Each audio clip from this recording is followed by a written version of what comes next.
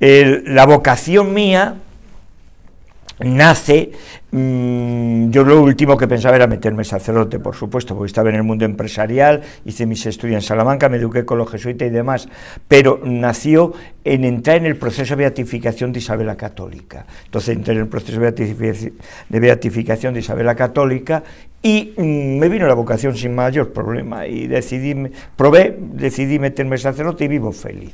No me complico, soy una persona de esquemas simples y con las ideas claras y no me complico la vida. El título que, por cierto, escogió José María de un hombre entre dos mujeres, que es acertadísimo, porque estamos hablando de tres personajes impresionantes en un espacio entre que nace Isabel la Católica y nace Teresa de Jesús, solamente hay 60 años de diferencia. Todo esto que voy a deciros, si no queréis tomar nota, os lo voy a dar, yo tengo por costumbre en todos los retiros que doy, darlo por escrito a todos. O sea, que lo vais a tener todo por escrito, con todo detalle, si queréis tomar luego algo, porque luego al final, en la segunda parte, haremos ronda de preguntas, de las grandes dudas que tengáis, y demás. Entonces, quiere decir que hay un espacio de 60 años, pero hay una cosa en común importantísimo, es que para la historia, la época medieval es una época muy larga, que empieza baja, media y alta, que dura un montón de siglos la época medieval. Con los reyes católicos, o sea, con la toma de Granada, el 2 de enero de 1492, y el descubrimiento de América en ese mismo año, el 12 de octubre del año 1492, cuando Triana grita tierra y descubren las primeras tierras, con la Pinta, la Niña y la Santa María, empieza para la historia los tiempos modernos, el renacer, el renacimiento de nuestra cultura, de nuestras artes, de nuestras letras, de nuestras ciencias y también la evolución de la Iglesia y de papas renacentistas, Alejandro VI, Julio II, demás, grandes papas renacentistas. Entonces quiere decir que los reyes católicos nos meten en la época moderna, y en esa época moderna, con ellos ya dentro, están tres figuras estelares, que son Isabel, por supuesto, Fernando, Juan de Dios y Teresa de Jesús, que es lo que hoy vamos a abordar aquí. Este librito del Papa, para los que no van a ver, es crucial, porque estamos llamados todos a la santidad, pero fijaros, a veces la santidad no la hacemos, nos creemos que es algo que está por encima del bien y del mal. La santidad está en el amor y en la sencillez. Y el futuro de la santidad, yo le he dicho hace poco en una de mis últimas homilías, el día de la Virgen de las Mercedes, va a ser la Iglesia, no se va a poder sostener en el mundo sacerdotal, porque vamos a quedar lo que quedamos, es en el pueblo de Dios, y ahí están los laicos, y Juan de Dios es un laico. No nos olvidemos que es un laico, y que no dejó fundación, tampoco dejó San Agustín, no le hacía falta, ahí está ya la providencia. Pues empezamos acogiéndonos, luego haremos la oración de Isabel la Católica, que nos lo ha pedido el postulador.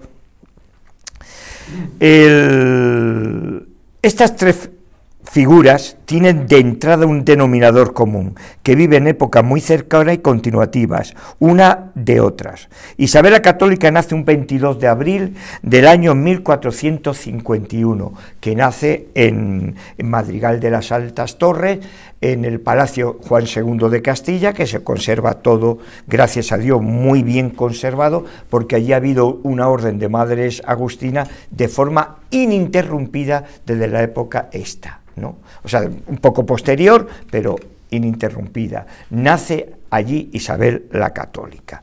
Juan de Dios, un 8 de marzo, que cuando celebramos la fiesta, del año 1495, 1451, 1495, fijaros cuando nace Juan de Dios. Y Teresa de Jesús, el 28 de marzo de 1515. Entre el nacimiento de Isabel, que es la primera, y Juan de Dios, hay una diferencia de 44 años. Prácticamente nada, y entre Isabel y Teresa de 64 años. En los tres existen varios denominadores comunes que iremos analizando. El primero, que nos llama mucho la atención, es de ser personas muy de su tiempo y tremendamente sociales e inquietas. Fijaros, a veces tenemos la manía o la obsesión o la mala visión de pensar que los santos son personas que están por encima del bien y del mal, que son personas que poco sociables, que viven como quien dice apartado. No, no, no. El santo es todo lo contrario, es una persona muy de su tiempo que atrae, y aparte de ser muy de su tiempo, son personas que son sociables. Todos ellos, hay un denominador común en estos tres personajes que vamos a tratar en estas charlas, que a mí me llamó muchísimo la atención en la investigación. Yo personalmente también lo soy. Yo siempre he dicho, mi decisión, no mi conversión, sino mi decisión de continuar mi vida por el mundo de la Iglesia, dentro de hacerme sacerdote, se lo debo a tres mujeres. A la Virgen, fijaros, a la Virgen, a Isabel la Católica, que la llevo en los brazos, una en un brazo y otra en otro, y a mi madre, tres mujeres, aunque murió muy joven, pero a mi madre, por la ilusión de mi madre que yo hubiera sido jesuita, porque me había educado con los jesuitas, quería tener un hijo jesuita, y tenía que ser yo el jesuita, no sé por qué, y yo lo último que pensaba era eso, pero bueno, al final he terminado no de jesuita, pero he terminado de diocesano, y vivo muy feliz. Todos ellos marianos, hasta extremo de llegar a ser patrimonio de sus interiores. Fijaros, esto en San Juan de Dios a veces no se trata en profundidad, pero luego veréis lo importante que es en él. La Santa Virgen María. Isabel, su vida está marcada por las angustias, unidad de dolor y de redención. Madre e hijos, a cuantos sitios lleva el cristianismo, también comparte esta devoción mariana, adquirida en Arévalo, Ávila, quizás por su propia madre, mujer tremendamente religiosa. Las angustias de Arévalo y las angustias, o Virgen del Mar de Madrigal, de las Altas Torres, un ejemplo en el corazón de ella. Isabel, indudablemente, donde lleva las angustias. Como angustia, no como piedad, ni como Virgen de los Dolores, sino como angustia. No hay lugar en Andalucía donde no existe una angustia. De hecho, la angustia de Granada, la iconografía de la patrona, está inspirada en la iconografía de la Virgen de las Angustias de Arévalo. Y en el convento de las Madres Agustina y Madrigal, Palacio Juan II de Castilla, hay una angustia preciosa, que se le conoce, yo le tengo muchísima devoción, está en la Capilla Real además, antigua Capilla Real, que ahora es coro. Se la conoce como Virgen del Mar. ¿Y sabéis por qué? Porque esta es una imagen de estilo borgoñón, angustia de estilo borgoñón. Iba navegando por los mares una galera del rey Fernando el Católico, y un capitán de galera vio que flotaba en las aguas algo que no sabían lo que era. Y mandó automáticamente don Fernando, el que la galera que él había visto en la lejanía, fuera a ver lo que era ese objeto desconocido. ¿Y cuál fue la sorpresa? Que vieron que flotaba una imagen profanada. Esto se sabe, normalmente profanaban todas las cosas. Cuando entra una civilización, la cristiana no hace eso. Cuando entra una civilización que no era la nuestra, que en este caso era el Islam, pues todo lo que no era de ellos era destruir y profanar. Entonces se descubre que era una imagen de la Virgen de las Angustias.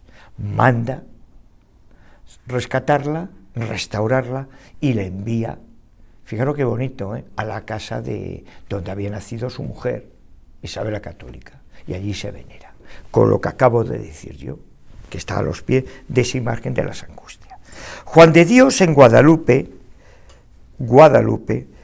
fijaros que el simposio de Isabel la Católica hemos terminado cantando a la Virgen guadalupana en el santuario de la Gran Promesa. Yo cuando voy a Roma, que voy con bastante frecuencia por cierto, siempre mi primera misa la hago, me conocen allí por eso, en Santa María la Mayor, que es Basílica Mayor dedicada a la Virgen, donde está el obelisco de la Inmaculada Concepción delante, y toda la protección está bajo la jurisdicción española, la protección de esa basílica. Y fijaros lo que me ocurre, que siempre me envían a decir la misa a la misma capilla, y a la de la Virgen de Guadalupe, porque hay tanto sudamericano, porque allí se dicen misas en muchos idiomas, que se siguen diciendo las misas de espaldas, ¿no? Y siempre me toca la Virgen guadalupana. Pues en la capilla de la Virgen de Guadalupe, Juan de Dios podrá no solo satisfacer su devoción, sino aprovechar para adquirir conocimientos muy útiles sobre el cuidado de los enfermos y la organización de un hospital, pues los monjes jerónimos dirigen allí un complejo hospitalario cuya fama supera las fronteras de España. Fijaros, Virgen, Guadalupe, Jerónimos y Juan de Dios. Luego veremos la influencia que tiene este detalle inicial. Teresa de Jesús, por su naturaleza, al entrar en un Carmelo, va ligado al Carmen, pero por una naturaleza ya innata de esa orden. Su reforma y fundaciones siempre en sus capillas, como iremos viendo y veréis, está San José y la Virgen del Carmen. No hay ningún Carmelo que no esté ninguno de esos dos iconos, un San José y una Virgen del Carmen. Tres diferencias. Isabel, política en la cual es posible trabajar como estadista. ¿Qué es político y qué es un estadista dentro por esto hay que saberlo, dentro de la política? Fijaros, hoy día en el mundo de la política vemos que escasean los estadistas. Escasea. Un estadista es antipopulista. Un estadista es el que ve, visionario, es, por así decirlo, es como dentro del profetismo del pueblo de Israel y dentro de nuestro cristianismo y catolicismo, es el profeta, es el que ve con un futuro. Verbo y gracia. Estadista, Adenauer, el que después del destrozamiento de la última guerra mundial reconstruyó toda Alemania. Él vio Adenauer. Winston Churchill también es otro estadista. Charles de Gaulle, que por cierto era muy enamorado de Isabel la Católica, muy enamorado. Cuando dejó la República, lo primero que hizo es venir a España y pasó una semana, que está todo esto documentado, en Madrigal de las Altas Torres, en el parador que había allí nacional, pasando allí unos días y conociendo de cerca lo que no había podido es. Pues esto es ser estadista. Y estamos hoy día en la política necesitados de estadistas, de gente que vean visiones en el futuro. Isabel, como política, indudablemente fue una gran estadista y se dio cuenta que ella podía ser compatible su religión y creencia que traspasan en ambos monarcas, tanto en Fernando como Isabel, al entorno de aquella época en reinos católicos de Europa. Se hace palpable la importancia de esa civilización cristiana, primate en unidad a la práctica de la religión como centro para ellos el Papa de Roma. Fijaros, hay que verlo en el contexto de aquellos siglos. Todos los reinos católicos cristianos de Europa, no solo por cortesía, sino también por política, se consultaban las cosas al Papa de Roma, porque eran todos reinos católicos, pero especialmente el de España le da a Alejandro VI, el último papa de la dinastía de los Borgias.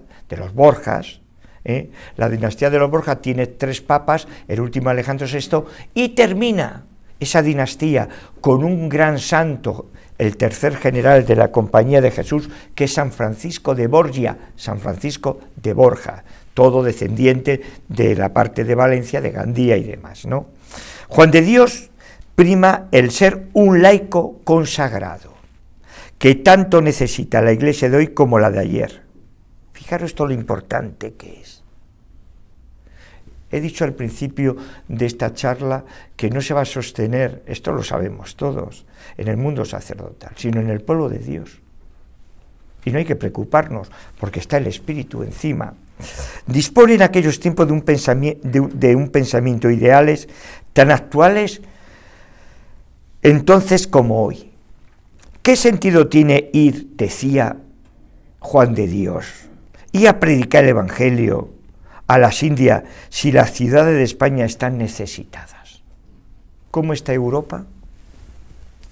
¿Cómo está Europa? Fijaros el pensamiento de la época de Juan de Dios a hoy. Él ya lo veía, ella lo veía. Juan de Dios,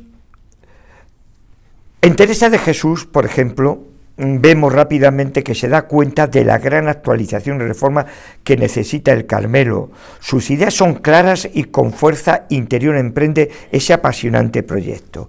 3 aventureros vemos, 3 idealistas, 3 soñadores, 3 personas pisando tierra y con gran sentido. Esto en los 3 existe, de la brevedad de la vida y el futuro de un tiempo. Ellos sabían que la vida era breve, y en aquella época más que ahora. Dice, y 3 marcas y tatuajes para el caminar de otras generaciones que llegarán tras ellos. Ellos sabían que tenían que dejar un perfume y un tatuaje, tanto Juan de Dios, que le tomaban como un loco y un excéntrico, Teresa de Jesús, que también entró como entró en el Carmelo, pero luego se encontró lo que se encontró y ahí empieza a hacer un caminar, porque estas son personas como Isabel que llevan todos a Dios dentro. Pero todas estas personas en ese preludio tienen fechas claves, fijaros bien, todos en nuestras vidas tenemos fechas claves. Yo mi fecha clave la tengo puesta en el despacho, tengo 2 mesas, en el buró tengo una de las fechas claves mías. Las fechas claves que marcan la partida de cada uno de ellos es Isabel el 19 de octubre de 1469. Esta fecha la he escogido yo, diréis, ¿por qué? Porque es crucial en la vida de Isabel. El matrimonio con Fernando, que eran primos, segundo, rey de Aragón, y se casa en Valladolid en el palacio de la familia de los Viveros. Allí son eternidades en vínculos sacramentales, que esto es muy importante tenerlo, de matrimonio, y a partir de esos instantes emprende sin fisuras la empresa más grande jamás escrita y ocurrida. Juan de Dios, la fecha clave es el 20 de enero de 1539. Aquella tarde muere Juan, el pastor, el soldado, el de tantos oficios, incluyendo el de librero cerca de la Puerta de Elvira. Yo todo eso lo he vivido de pequeño allí, lo he vivido. Y he visto la procesión 1000 veces de San Juan de Dios y de San Rafael, que sale junto con San Juan de Dios, del Arcángel, ¿no? La he visto 1000 veces en aquella tarde. Y para él, Dios enterró para siempre el pasado. Es Juan de Ávila, el patrón del clero español, confesor y el que quiso llevarse San Ignacio de Loyola como jesuita, por cierto, confesor y maestro, quien dijo, fijaros esta frase que importante, que es, aquí es profeta San Juan de Ávila. Dice, es Juan de Ávila, confesor y maestro, quien dijo, le tienen muchos por loco, pero es más cabal y cuerdo de lo que todos pensamos. Qué bonito, ¿verdad? Teresa de Jesús, el 2 de noviembre de 1536, deja la casa de sus padres y entra en el convento de la Encarnación. Allí ocurriría otra gran aventura, la gran reforma del Carmelo. Fijaros qué 3 fechas, qué 3 personas. Ninguno son santos. Ninguno son santos. Uno le toman por loco. Isabel, la última que pensaba que iba a ser reina, que le iba a tocar, porque claro, su hermano Enrique IV dejó lo que dejó, la corrupción total entre nobleza y no nobleza. Y la última que se le pensaba que le podía tocar la corona era a Isabel. Ahí está la providencia. Ahí no está la ley humana, está la providencia. Y en Teresa de Jesús, pues una chica que le gustaban los pantalones, porque era una mujer normal, y que le encantaba lo más frívolo que podía haber entonces, que encima a su familia le fastidiaba muchísimo. Hace 2 años di una conferencia sobre esto, precisamente en la capilla de San Juan de la Cruz de Medina del Campo. Las novelas de caballería. Las novelas de caballería no eran el Capitán Trueno que yo leía, o el Jabato de pequeño, o Superman, era algo que frivolizaba muchísimo, eran novelas de amores frívolas, y eso a sus padres y a ella le apasionaba, pero también estaba muy marcado por eso San Ignacio de Loyola, que en su convalecencia cambió las novelas de caballería por la vida de santo, donde le llega la conversión. Detrás de cada santo hay alguna persona clave. Yo la he tenido también, no soy santo, pero también la he tenido también. Donde se une el humano y donde está la providencia. Un triángulo, podíamos pensar, entre Dios, intermediario y elegido. Dios, intermediario y elegido. Y Isabel, uno que son dos. Uno que son dos. Fray Hernando de Talavera, que era Jerónimo, era el padre superior de los Jerónimos del monasterio Villa del Prado, aquí en Valladolid, donde se venera la imagen, se veneraba, la reina rezó mucho antes a Virgen, la Virgen del Prado, que está ahora en San Nicolás, en todo lo alto, es una imagen de batalla pequeñita, ahí estaba de prior Fray Hernando de Talavera, confesor, consultor de la reina, y el que fue rey, que ahora tengo también una conferencia en Alcalá de Henares, Gonzalo de Cisneros, el cardenal Cisneros, que también es siervo de Dios, va camino de los altares. Dos personas claves en la vida de Isabel, también la de Fernando, pero clave. Hernando de Talavera es el primer arzobispo de la Granada nuevamente de vuelta al cristianismo, la del famoso concilio de Elvira, que fue crucial, donde se trata también en el siglo III, el celibato de los sacerdotes, que fue allí en Granada, en Elvira. En Juan de Dios también unos que son dos, y diréis cuáles. Juan de Ávila y Fray Francisco de Benavides, otro Jerónimo del monasterio de Guadalupe. Fijaros, San Juan de Ávila y Francisco de Benavides, luego veréis por qué. Y en Teresa de Jesús está marcada por San Juan de la Cruz. San Juan de la Cruz está marca, los dos se marcan mutuamente, se hacen tatuaje. Y nada mejor que hayáis tenido esto como preludio, donde no hay caridad, no hay Dios. Mirad, el pueblo judío, que son nuestros hermanos mayores, porque todo nace dentro del judaísmo, San José era judío, San Joaquín, Santa Ana, la Virgen, el Señor, todos eran judíos, y tenían cerca de 900 normas, y las cumplían, claro, pero las cumplían, fijaros, sin el corazón. Las cumplían, esto es importantísimo, las cumplían como norma simplemente. Claro, cuando llega ese Dios que se hace Cristo y dice, me he hecho Cristo, porque tengo que deciros de lo que tenéis que ir.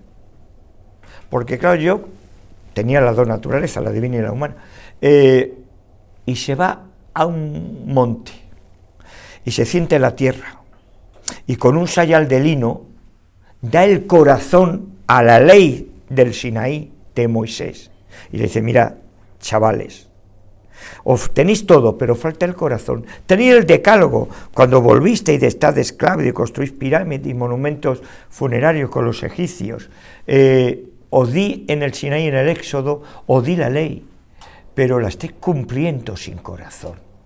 ¡Qué aburrimiento! Y os lo voy a resumir además en dos cosas, amor y amor. Los 10 mandamientos se encierran en dos, amor y amor. Y os voy a decir algo revolucionario y muy progre, que bienaventurados los que lloran, pero ¿qué dice este? Y este es profeta. Y los que sufren, y los que tienen hambre y sed de justicias, y los leprosos, y los que están en los guetos, y las prostitutas, bienaventurados. Amor. ¿Cuál es la obra de Juan de Dios? El amor. No es otra, el amor, la sensibilidad del amor. Aunque Dios en todo lugar está, la vida no es un carnaval, es algo más serio, es la pregunta por el ¿quién soy yo? Eso lo han tenido los tres. La identidad no es estática, va creciendo y creciendo y va caminando. Toda identidad tiene historia. Estas tres personas tienen claro, primero, que son cristianas y deben elegir entre la santidad o la nada. Claro, entre la santidad y la nada. Entre la santidad, ante Dios nunca serás ni seremos santos anónimos. Santos reconocidos son los que veneramos en altares y en estampas. Santos anónimos son los que están en el corazón de Dios, pero que a veces llevamos dentro de la intimidad, como puede ser un familiar, una madre que ha muerto santa, o un amigo que lo ha visto morir también lleno de santidad y tú no lo tienes. Santos anónimos, pero santo, de ahí viene el día de todos los santos. Ellas tienen un denominador común: jugarse la vida por el Señor. La gran tentación es conformarse con una vida sin amor. Te alejas de la voluntad de Dios y, más importante, aún te estás alejando del trabajo que hace el Señor en la vida de nuestra Iglesia. Juan de Dios, mis hospitales serán casas de Dios, en la que no se dejarían a nadie abandonado a la puerta, que nadie saldría sin recibir consuelo y misericordia. Una vez más podemos ver cómo Juan de Dios es llevado de la mano de la Virgen de Guadalupe, donde el Espíritu de Dios está por medio. En Guadalupe podrá no solo satisfacer su devoción, sino aprovechar para adquirir conocimientos muy útiles sobre el cuidado de los enfermos y la organización de un hospital, pues los monjes jerónimos dirigían allí un complejo hospitalario. Mirad, Juan de Dios le toca vivir una Granada imperial. Una Granada, para entender lo que es la Granada de Juan de Dios, la de Isabel y la de Teresa.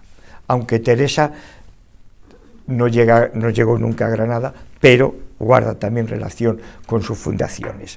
Fijaros, la Granada imperial, o sea, el cristianismo no destruye, coge y cristianiza. Para que lo entendáis con dos flags. La filosofía griega se cristianiza y es santa filosofía, Santa Sofía.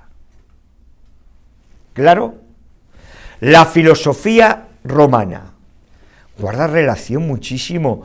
La filosofía de tres españoles, paisanos míos, Séneca, Cordobés, Séneca, Lucano y Quintiliano, por ejemplo, Cicerón, es que guarda relación con el cristianismo. Es éticas, aunque la trascendencia la da el cristianismo, pero no se contrapone. Fijaros la importancia que es esas cosas. El cristianismo no destruye, el cristianismo le destruyen. La catedral de Córdoba, el Islam, la arrasan. Y en la época de los califatos de Aderramán, primero, segundo, tercero, construye lo que es en esa ruina, pisando esas piedras de esa catedral que llevaba desde el siglo I, construye esa gran mezquita. ¿Y qué hace el cristianismo cuando llega Fernando III el Santo? Lo cristianiza. Porque todo lo que vemos en la Alhambra, en las paredes, escrito, y todo lo que vemos dentro de la Catedral de Córdoba, cristianizada pero islán, escrito, son alabanzas a un mismo Dios. El Dios judío, Yahvé, Alá, el Dios musulmán, y el Dios cristiano es el mismo. Estamos rezando al mismo Dios. Tenemos el mismo patrimonio divino, el mismo Dios, y son alabanza a un mismo Dios. No tiene razón destruirla. ¿Por qué? Si estamos alabando el mismo Dios. Pero claro, vemos cómo en Juan de Dios desciende lo más hondo de la miseria humana. Fijaros, esto es algo muy singular en este laico. Isabel hasta lo más importante de los derechos humanos del indio. Juan de Dios, la miseria humana. Isabel, los derechos del indio. Teresa experimentó en grado sumo el misticismo hacia el amado. Fijaros qué tres perfiles: la miseria, el leproso, los guetos. Teresa en su misticismo, que le tomaron como locura, y Isabel en el indio. Claro, porque el indio, cuando descubrió aquella raza, ponían en duda antropológicamente si eran un ser humano como la raza que había en Europa, o era algo raro, un animal que habían aparecido allí, un bicho raro. Isabel nada más que lo manda a venir: son hijos como vosotros, son hijos míos. Es algo que lleva en su corazón con una especial predilección. Hay que amarle, cuidarle y mimarle como yo os cuido a vosotros. Luego viene lo humano, va entre la luz y la sombra. Luego vienen las imperfecciones humanas que hicieron allí muchísimas cosas, pero eso no puede borrar en absoluto el espíritu de la obra. Estas tres personas podemos contemplar un denominador común. ¿Cuál es el denominador común de Juan, de Isabel y de Teresa? El corazón. El corazón. El corazón. Mirad, esto es una obra maestra. Esto es una obra maestra. A veces estamos pensando que las obras maestras son libracones y escritos por encima del bien y del mal. Las obras maestras no necesitan ni escribirse. ¿Qué dejó escrito Juan de Dios en su obra maestra de vida? ¿Qué dejó fundado Juan de Dios en su obra maestra de vida? Corazón y testimonio. Esto es corazón y testimonio.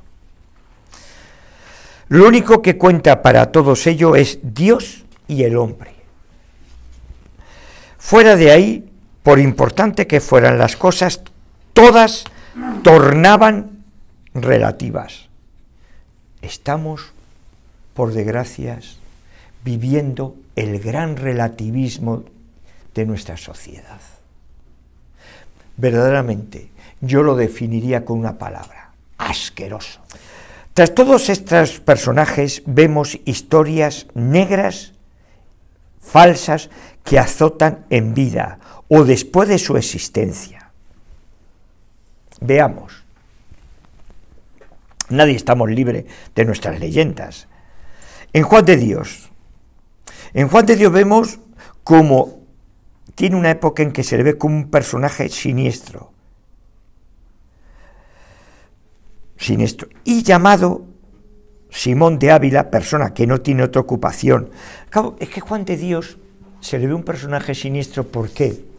Porque la caridad, que es muy amplio el sentido de caridad, fijaros bien, a veces cuando en esa caridad recurrimos a métodos no comunes, se nos pueden dejar en entredicho. Voy a poneros algún ejemplo para que lo entendáis a la primera. En esa caridad. Para el pueblo judío tenía un gran problema, que es que pensaba que el mal venía de fuera. El mal venía de fuera. Entonces, de ahí venía toda esa manía de las purificaciones, de lavarse las manos, de un montón de cosas. Bebían obsesionado con el mal, y cualquier persona que tenía un mal, en el cristianismo todavía se arrastra cosas de estas, era echarle al objetos. ¿Por qué? Porque eso era porque era una persona mala, la hemorroísa, los leprosos, los tuberculosos, todo eran echarle fuera, eso estaban contaminados por el mal, vamos a largarle fuera. Niño, pórtate bien, que si no el Señor te va a castigar, que Dios te va a castigar. Pues eso es un dicho que es falso. Dios es infinitamente misericordioso, ¿cómo te va a castigar Dios? Es infinitamente misericordioso. Otra cosa es que la naturaleza pueda jugarte una pasada, pero no Dios, claro, Dios no castiga. El mal sí, Dios no. Entonces, claro, el Señor viene a decir algo revolucionario. Atentos, chavales, atentos, chavales. El mal no viene de fuera, el mal viene de vuestro corazón. Lo bueno y lo malo sale desde dentro. De ahí las bienaventuranzas, de ahí la Magdalena, la de Mandala, de ahí el escándalo, de ahí los leprosos, curar leprosos, de ahí echar demonios. ¿Veis? El mal viene desde dentro. En los tres personajes eso lo tienen claro. Luego lo veremos. Y luego en la ronda de preguntas y tertulias que haremos, que es donde más nos enriqueceremos, lo veremos todavía mejor. Los tres lo tienen claro. Si Juan de Dios hubiera vivido, en vez de vivir en la época que le tocó vivir, en la época del Señor, sin lugar a duda, hubiera sido el discípulo de ese Dios hecho Cristo más listo. Porque ninguno de los 12, porque claro, los 3 años que estuvieron viviendo intensamente con el Señor fue una época formativa para los 12. Pero si no llega a venir el Espíritu Santo y el Pentecostés, esa formación de esos 12, 11, porque uno luego se aparta, el mismo, el traidor, que luego es sustituido por consenso, por Matías, hubiera sido incompleta, porque llegaban a entender lo que llegaban a entender. Llegaban a entender lo que llegaban a entender. Dejar que los niños se acerquen a mí. ¿Qué hacéis vosotros apartándome a los niños? Si no me molestan, que me ensucien, que me toquen con las manos, ni que tengan mocos, no me molestan. Y deja, pero bueno, o escandalizáis de que con un perfume más caro que un Rochas, un Hermes o un Christian Dior, me lo vuelquen en los pies la Magdalena. Si es el amor más grande que pueda demostrar una mujer donde fue maltratada en la vida. ¿Veis? ¿Veis? ¿Y entendéis? Por eso este papa jesuita, el primero, ha dicho apóstoles de los apóstoles. Vivió adelantada a los 12 ella. Y le da Dios, cuando ya ese Cristo es Padre, Hijo, Espíritu Santo, Trinidad, le da en la resurrección la distinción suma de descubrir que ha resucitado. No lo descubre un hombre, lo descubre una mujer, la de Mandala, la Magdalena. En estas historias negras vemos en Juan de Dios un personaje siniestro llamado Simón de Ávila, persona que no tiene otra ocupación que meterse y dedicarse a curiosear en vida ajena. Este era un granadino, claro. Quiso demostrar que las limosnas que recaudaba Juan de Dios eran para fines muy distintos de lo que él hacía ver. Al final las verdades siempre relucen y Simón se convierte por la fuerza de la propia fe y razón. Aquí vemos un personaje que detrás de él está tratando de crear confusión y mal. Mira, yo tengo una imagen de mi niñez impresa en la casa que vivíamos en Granada, cerca de la Basílica de San Juan de Dios, de Fray Leopoldo, que es el santo, este santo, que es capuchino, más milagroso que hay ahora mismo, y que la tumba de él se visita, después del Alhambra y la Capilla Real, lo que más se visita es la tumba de Fray Leopoldo. Fray Leopoldo era un fraile limosnero, como ha habido tanto, limonero, ¿no? Y este iba por nuestra casa, pasaba cada 15 días, una vez al mes, entre la gente situada de Granada a pedir limosna. Y la casa nuestra tenía, os acordaréis que las casas antiguas solariegas llamaban al timbre y tenía una ventana que se abría, una ventana con eso, se le veía la cara, anda, sí está. Y salían las muchachas, señora, señora, pues mi padre estaba en la fábrica, señora, señora, está aquí Fray Leopoldo, Fray Leopoldo.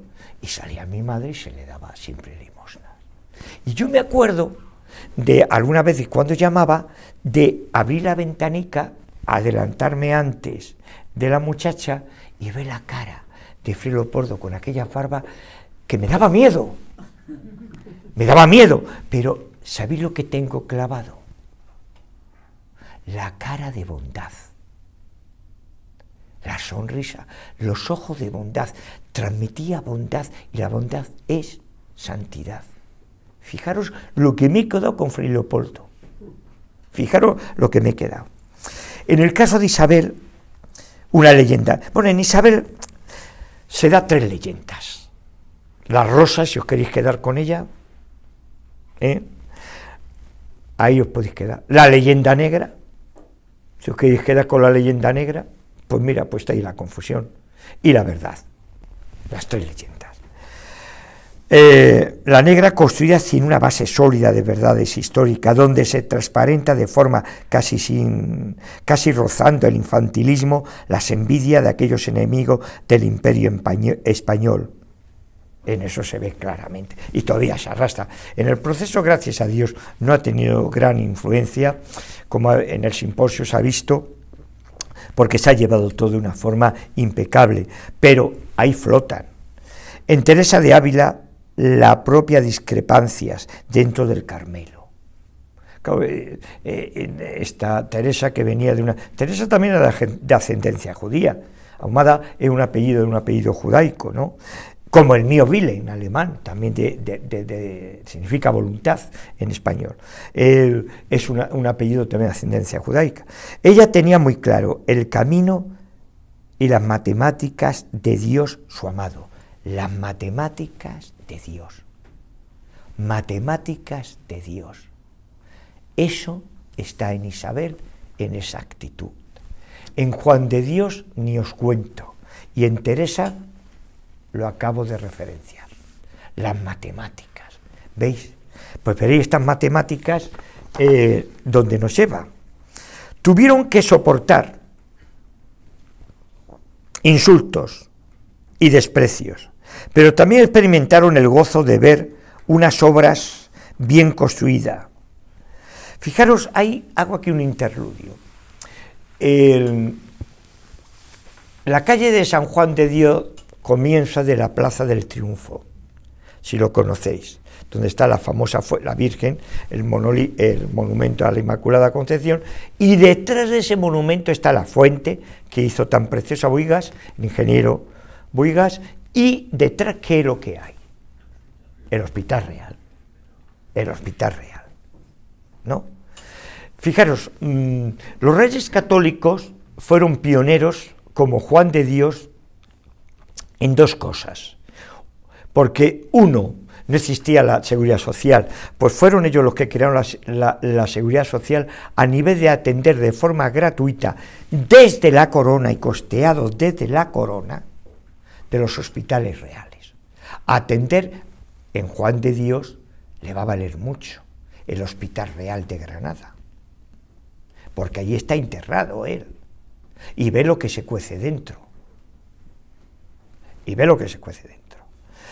Pero nunca los monasterios, que donde en Europa se expandió todos los saberes, vienen de San Benito, de Montecassino, se expande ya todo por toda Europa, y donde están todos los saberes están en los monasterios, se enseña todo, desde la vida de los monasterios, ¿no? La sabiduría, ¿no?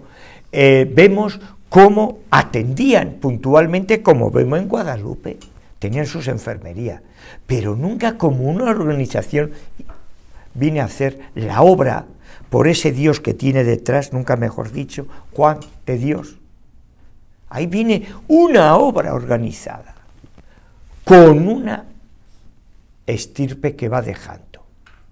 Como Abraham deja estrellas del firmamento, yo multiplicaré a Abraham cuando llegue a la tierra prometida, tu descendencia. ¿Cómo? Pero si tengo un hijo con una esclava, Ismael, si mi mujer es estéril, yo te lo voy a multiplicar.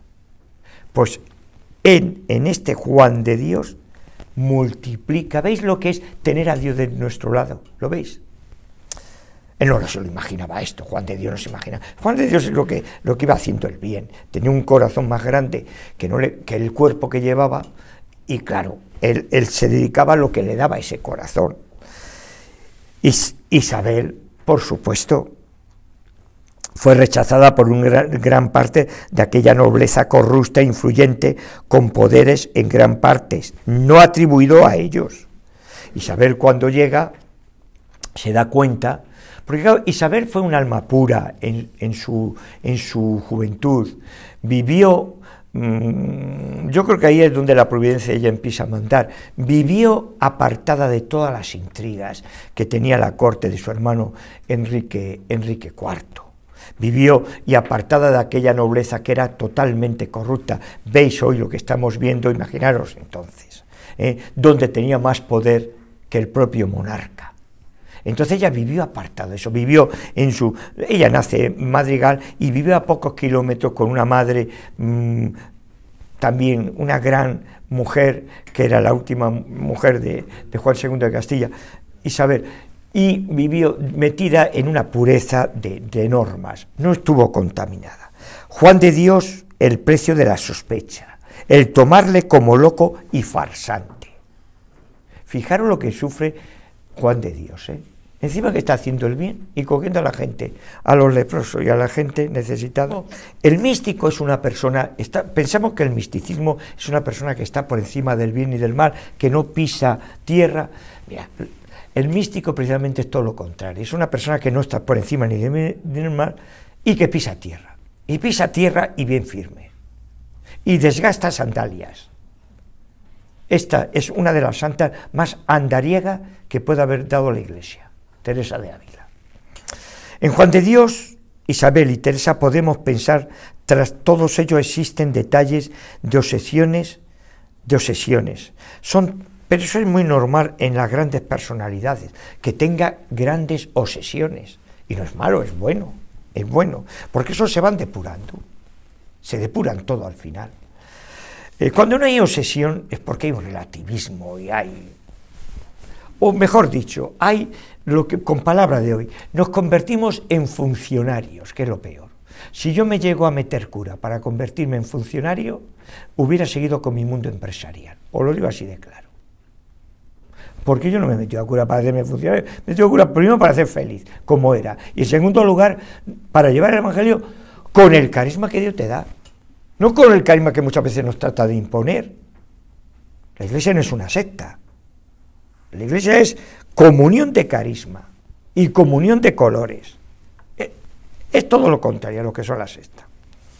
En Juan de Dios, Isabel y Teresa podemos pensar, tras todo ello existen detalles de obsesiones, pero para Isabel era la toma de Granada, que volviese a sus raíces naturales, que desde el siglo I fue cristiana. Fijaros, la obsesión de Isabel estaba bien claro que era la toma de Granada. Ella quería que España, que fue una de las grandes provincias hispanias de aquel imperio romano impresionante, donde se permitió el lujo de llamar al Mediterráneo Mare Nostrum, nuestro mar, porque era un lago inmenso, un mar inmenso dentro de aquel imperio, donde todo el norte de África era imperio, todo era romano. Y todo lo que se romanizó, donde había grandes provincias, Hispania, España, la Lusitania, Portugal, las Galias, los gallos, las Galias, que la conquistó Julio César, Francia, la Germánica, Alemania, fijaros, y todo aquello que no se romanizó, eran pueblos bárbaros, porque la romanización trajo tres cosas cruciales. Unidad lingüística. La única cosa que no se ha impuesto en la historia de los tiempos por la fuerza, ni por cañones, ni por tiro, ha sido la lingüística. A mí me da lo mismo que hable vasco, que hablen catalán, que hablen bretón, que hablen otras lenguas. ¿Por qué? Porque son lenguas de barrios, que conviene respetarla, porque son riquezas. El gallego, todas estas lenguas, ¿me comprende? El normando tiene también su lengua, los sicilianos tienen su lengua, todo. Pero son lenguas de barrios, de andar por los barrios. Pero las lenguas con las que verdaderamente aquella gente se entendía no eran esas, era el latín. Unió en latín, y unió en moneda, y unió en leyes. Lo que no unió en el Imperio Romano era en religión, porque era el paganismo. Lo que sí que desde el siglo I ya empieza a unirse, que se culmina con, fijaros bien, que esto es crucial, con Santa Elena, la emperatriz Santa Elena y su hijo, se culmina la religión oficial del Imperio Romano es el cristianismo, y España es una de las grandes provincias dentro de ese cristianismo. Esto es crucial. ¿Y qué ocurre? Que cuando llegan a América, por ejemplo, allí cuando llegan a América se dieron cuenta que había un continente alargado que estaba en manos de dos grandes imperios, el Inca, Atahualpa, el Inca, Perú, y el Azteca, México, ¿me comprende? Montezuma. ¿Y qué ocurre? ¿Qué ocurre con esos grandes imperios? Que era una torre de Babel, porque no había ni unidad de leyes, ni unidad lingüística, ni unidad de moneda, sino que ellos eran 1000 tribus en decadencia total, cada una con sus culturas, y los derechos eran, del que estaba arriba tenía derecho a todo, incluyendo la vida, y el de abajo no tenía derecho a nada. Claro, cuando llega la nueva civilización superiores, absorben, eso es de la natura y está en la historia de los tiempos, absorbe a las inferiores, y en ese mestizaje viene la gran depuración de las razas humanas y cómo vamos caminando. Cuando llega el cristianismo, para ellos fue una novedad tremenda, porque unos españolitos montados en 3 calaveras, pues cómo pudieron hacer aquel vuelco, pues porque el que estaba abajo creyeron en ese cristianismo y ayudaron a todo lo que es la gran riqueza que viene hasta hoy día. Con sus luces y con sus sombras, y con sus luces. Y vamos ya terminando. En Juan de Dios, la obsesión de Juan de Dios eran los hospitales para el pobre y el indigente, eso estaba claro. Para Isabel fue Granada, para Juan de Dios eran los hospitales. Él se dio cuenta, quería hospitales llenos de humanismo, llenos de amor y de corazón. Mirad, y uno de los recuerdos que tengo con mis 4 y 5 años de San Juan de Dios de Granada es cuando nos llevaban las muchachas, somos 4 hermanos, a ver el Belén de San Juan de Dios, que sigue siendo uno de los más bonitos que hacen en Granada, con un ángel que desaparece, impresionante. Pero luego nos llevaban a visitar a los niños, que íbamos a ver los belenes, a los niños que estaban también internados allí, y hablábamos con aquellos niños, que la mayoría tenían en aquella época parálisis infantil. Fijaros, eran niños que estaban llenos de parálisis infantil, los recuerdo como si fuera ayer, y estoy hablando de mis 4 y 5 años. Y yo me acuerdo que llevábamos también juguetes y cosas, y me acuerdo que nos encantaban. Nos encantaba, ¿veis? Nos estaban formando ya desde pequeño en el amor y nos estaban dando a conocer la obra de Juan de Dios. Nos estaban predicando con una catequesis. En Teresa, las fundaciones, vivió obsesionada con sus fundaciones, los monasterios, en lugares estratégicos, caminando sin parar de un lugar a otro y de ese lugar al otro siguiente. Y ya termino con esta reflexión. ¿Qué relaciones, y ya lo dejamos para la segunda parte, qué relaciones tienen Juan de Dios, Isabel y Teresa con los papas, con Roma? ¿Os lo habéis preguntado alguna vez? ¿Qué relaciones tienen con los papas? Pues lo vais a ver ahora y terminamos ya esta parte. Las relaciones de Isabel y Fernando con los papas de Roma, claro, pensar que todo el centro de aquel siglo giraba con Roma, ahora también, pero de diferente manera, pero entonces giraba con Roma. En los Reyes Católicos fueron siempre relaciones muy fluidas y coincidentes, sobre todo con Alejandro VI, de la familia de los Borgias, oriundo de España, en el que otorga el título honorífico de Reyes Católicos. Es un título honorífico que lo otorga también Felipe VI, le llega también a él. Es hereditario, porque los papas tienen títulos hereditarios, títulos papales o no hereditarios. En mi familia hay un título papal, por cierto, hereditario. Hereditario, Reyes Católicos. No hereditario y papal, Marqués de Comillas. ¿Veis? Marqués de Comillas. En el caso de Teresa fueron de puros trámite burocrático. Teresa no tiene relación con los papas en nada, nada más que a nivel de cosas burocráticas, por así decirlo, de oficina, para conseguir breves o bulas que necesitaban como fundadora, sin que coste una relación personal con ninguno de los papas de su tiempo. En Teresa de Jesús. Y en San Juan de Dios.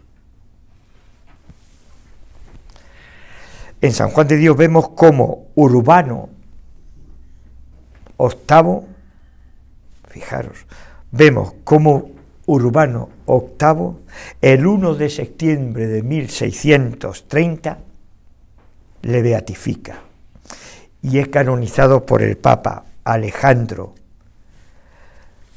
VIII el 16 de octubre de 1690. No necesitó más. Ni Teresa necesitó más, los Reyes Católicos sí, y Juan de Dios le sobró únicamente tener relación con los papas para que le beatificaran y le santificaran. Pues terminamos aquí y continuamos en una segunda parte.